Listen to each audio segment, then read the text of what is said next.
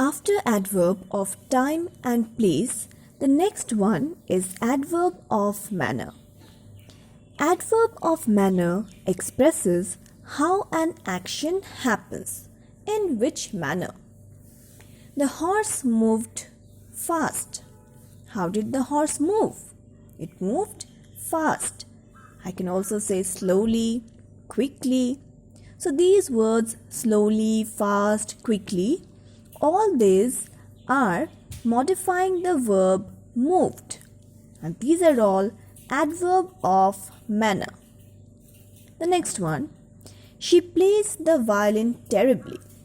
How did she play the violin? Or how does she play the violin? Terribly. I can also say she plays the violin beautifully, nicely. So all these words are describing the verb plays. And the question that we ask is how. Next is adverb of frequency. Now adverb of frequency expresses how often an action takes place. This is basically the time gap. How often an action takes place means it can be daily, it can be regularly, it can be frequently, it can be never. So for example, I usually have my breakfast at 7 a.m. So usually, when do I have my breakfast? At 7, but frequency, it's usually. How often do you have your breakfast at 7? Usually. So usually is the adverb of frequency. I always help my friends in their studies. How often do you help? Always. So I always help. Again, I'm asking the question how often to the verb help. How often do you help? Which is the verb. How often? Always. So always is the adverb. It is the adverb of frequency. Next we have adverb of degree. This is basically, you can say, the quantity. But actions cannot be measured using quantities like 1 kg or 2 kg like that.